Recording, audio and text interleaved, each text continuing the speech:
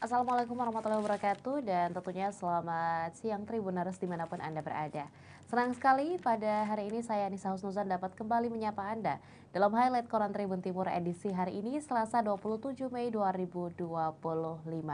Dalam beberapa menit ke depan Tribuners kami akan mengabarkan informasi terbaru, terupdate dan terfaktual hanya untuk Anda yang tentunya disajikan dalam harian cetak Tribun Timur edisi hari ini. Kita mulai informasi pertama di halaman 1.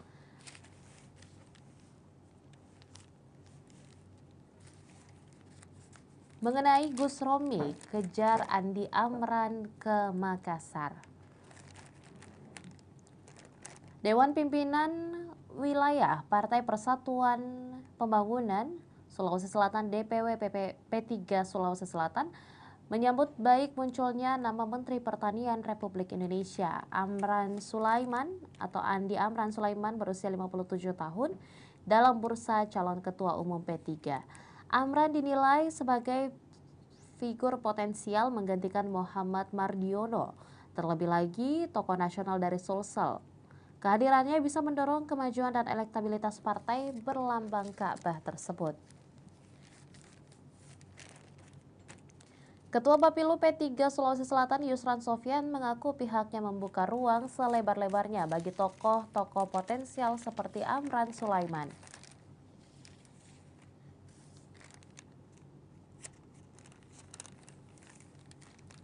P3 Sulsel tak mau membatasi siapapun yang berniat maju sebagai calon ketua umum, namun semua keputusan ini berada di tangan DPP dalam proses penjaringan. Komunikasi P3 dengan Amran selama ini memang baik, utamanya kedekatan Wakil Ketua Umum P3 Haji Muhammad Amir Uskara dan Amran Sulaiman. Secara terpisah, Ketua Majelis Pertimbangan DPP P3 Muhammad Roma Hurmuyiz memastikan tidak ada peran cawe-cawe Presiden ke-7 Joko Widodo terkait nama mentan Amran Sulaiman masuk dalam bursa calon ketua umum.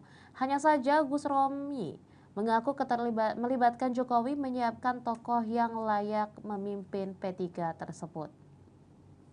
Sosok pemimpin P3 5 tahun ke depan sangat amat berat. Membawa kembali partai berlogo Ka'bah itu memperoleh kursi DPR RI. Ia turut menjelaskan dan menyampaikan bahwa beberapa nama selain Amran Sulaiman saat diskusi dengan Jokowi, hasilnya Amran Sulaiman disebut mampu menjawab kebutuhan P3. Beberapa nama tokoh yang muncul kata Gus Romi yakni mantan Menteri Pariwisata dan Ekonomi Kreatif Sandiaga Salahuddin Uno, Menteri Sosial Syaifullah Yusuf, mantan KSAD Jenderal TNI Purnawirawan Dudung Abdurrahman, mantan Ketua DPR Marzuki Ali, mantan Menteri Perdagangan Agus Supramanto hingga nama Menteri Pertanian Amran Sulaiman.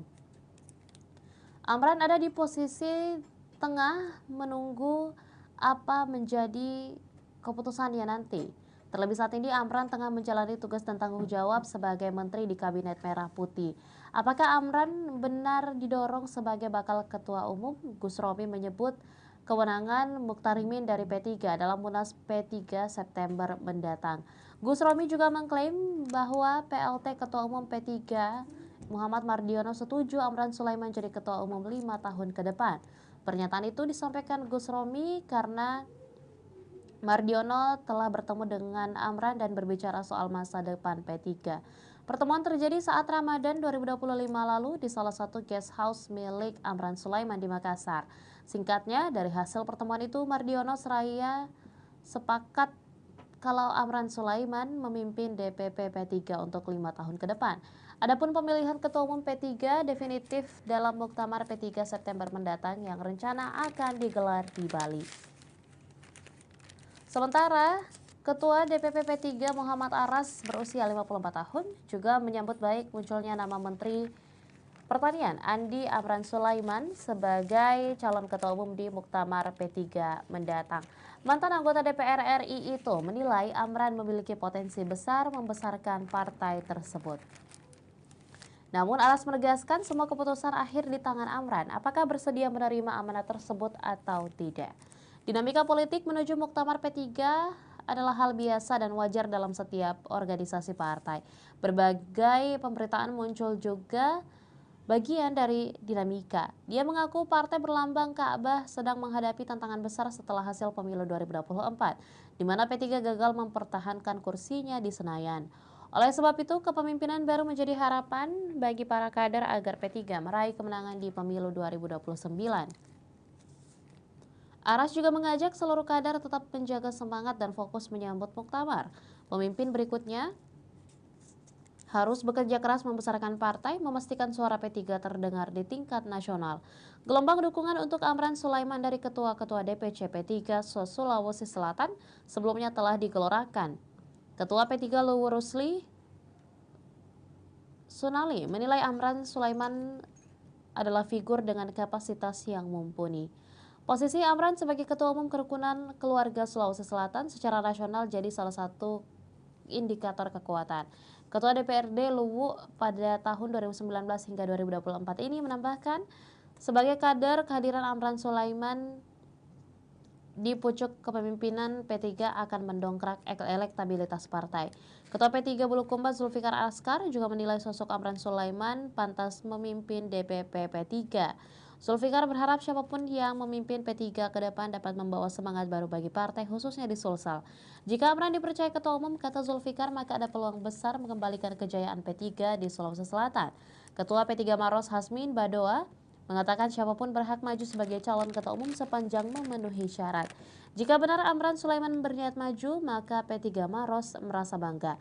Ia berharap calon Ketua Umum kedepannya memiliki kapasitas, integritas, serta kesiapan berkorban, baik waktu maupun finansial demi membesarkan partai. Sementara Tribuners, informasi lain di halaman pertama.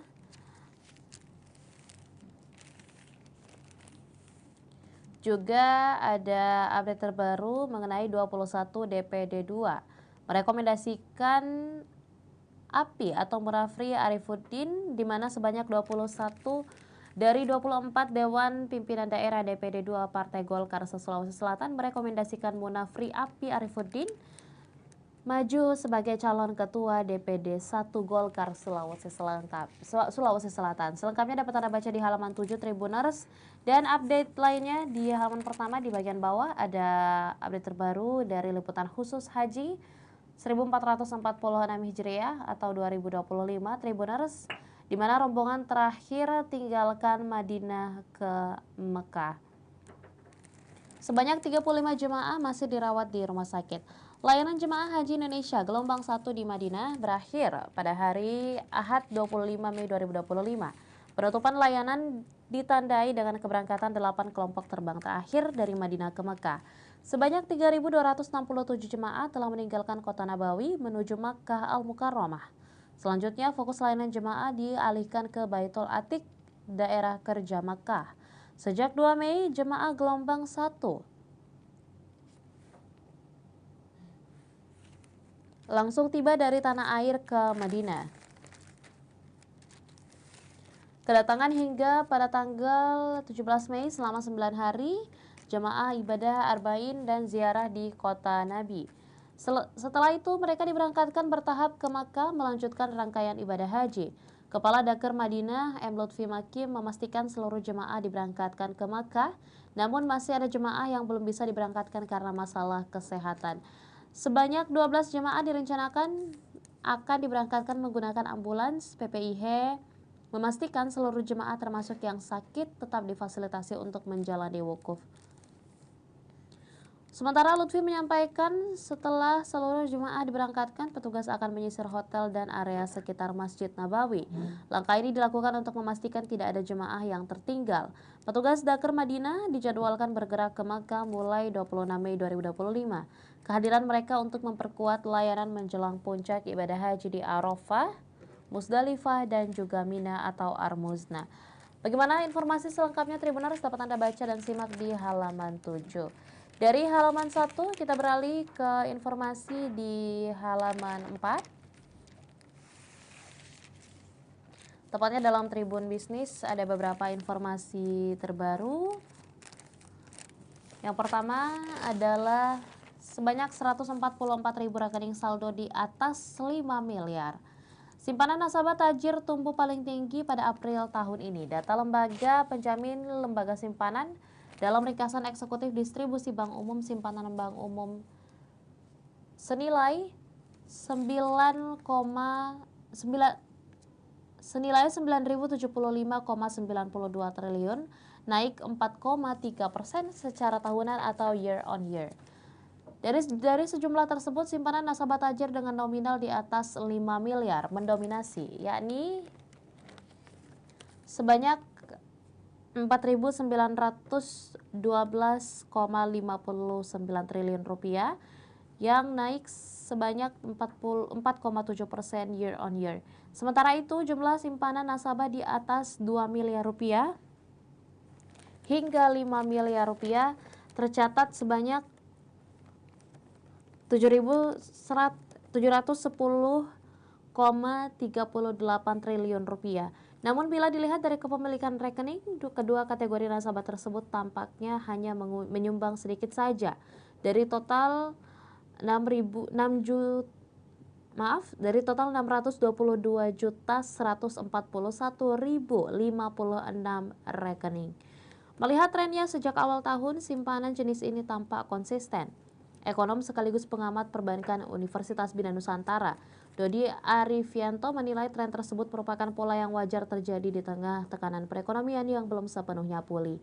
Apalagi menurut Dodi, nasabah dengan nominal ini umumnya adalah nasabah korporasi. Olhasil, ketika ditekan perekonomian, mereka lebih memilih wait and see dengan menyimpan dananya. TIR lebih besar dari 5 miliar itu umumnya adalah nasabah korporasi. Dan ini bisa jadi adalah indikasi mereka agak menahan ekspansi, konsumsi, atau investasi bisnis.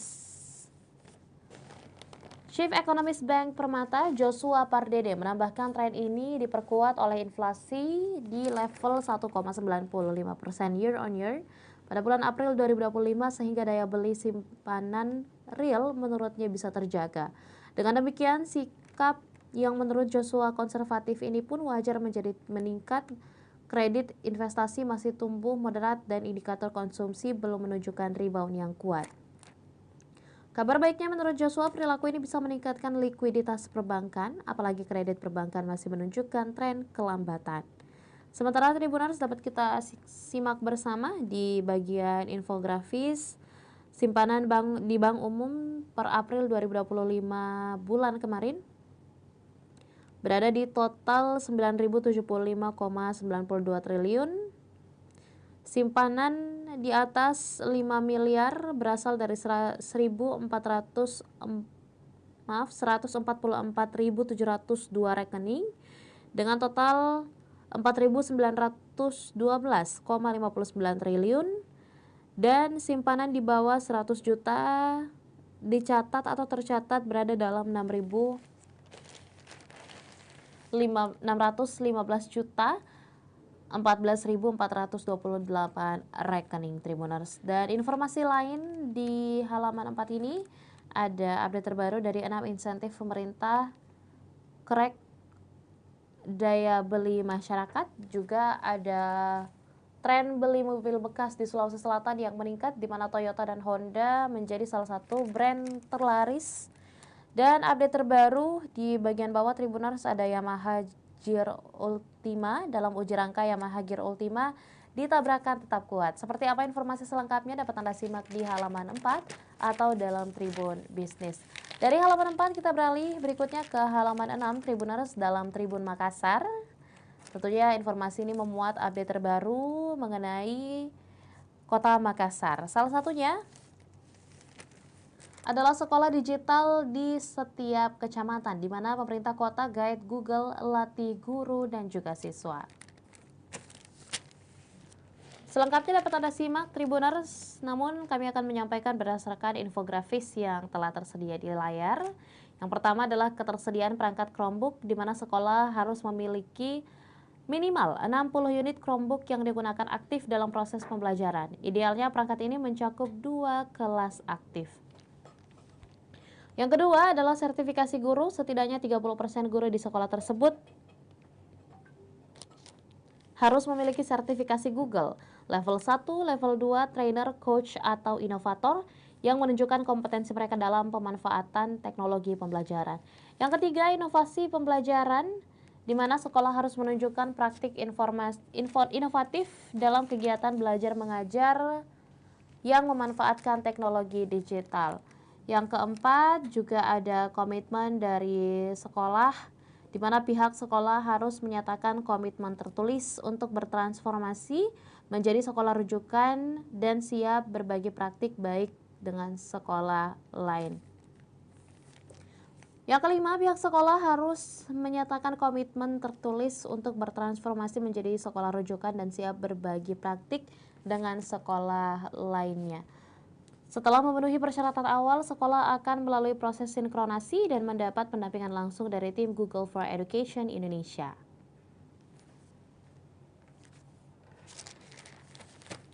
Informasi lainnya Tribuners, di halaman 6 juga ada update terbaru mengenai calon siswa yang wajib ke sekolah untuk verifikasi berkas.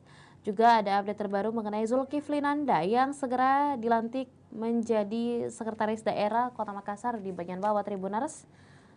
Pelantikan Andi Zulkifli Nanda sebagai Sekretaris Daerah Kota Makassar direncanakan pada hari Rabu, besok 28 Mei 2025. Wali Kota Makassar Munafri Arifuddin menyampaikan Pemkot sedang menyusun dokumen pelantikan Andi Zulkifli. Munafri juga mengaku telah menerima surat persetujuan pengangkatan dan pelantikan jabatan pimpinan tinggi Pratama JPTP Sekda Makassar. Posisi Kepala Badan Perencanaan Pembangunan Daerah Bapeda Kota Makassar akan lowong setelah ditinggal Andi Zulkifli Nanda. Kata Munafri, sebagai salah satu jabatan strategis, Kepala Bapeda harus diisi oleh pamong yang punya pengetahuan dan kemampuan terkait perencanaan. Informasi Tribun, ada 2 pejabat Pemkot yang berpotensi mengisi posisi tersebut, yakni Kepala Inspektorat Andi Asma Sulistia Ekayanti dan PLT Kepala Dinas Ketahanan Pangan Ariati Puspasari Abadi. Sementara update lainnya Tribuners, di bagian sebelah kanan ada update terbaru kolaborasi yang diwujudkan melalui pemanfaatan perangkat Chromebook, akun belajar.id, serta pelatihan kecerdasan buatan atau AI bagi guru dan siswa. Dalam program digitalisasi pendidikan, Wali Kota Makassar Munafri Arifuddin memimpin pertemuan antar Pemkot Makassar dan Google for Education di Balai Kota Makassar, Jalan Jenderal Ahmad Yani, Senin 26 Mei. Pertemuan ini dilangsungkan untuk menjawab tantangan digitalisasi di sektor pendidikan. Sementara untuk program Google for Education juga punya program unggulan lainnya seperti kandidat sekolah rujukan Google atau KSRG yang ditujukan untuk sekolah negeri dan nantinya juga akan mendapatkan pendampingan langsung. Dan informasi tersebut tadi sekaligus menjadi update penutup perjumpaan kita pada hari ini Tribuners.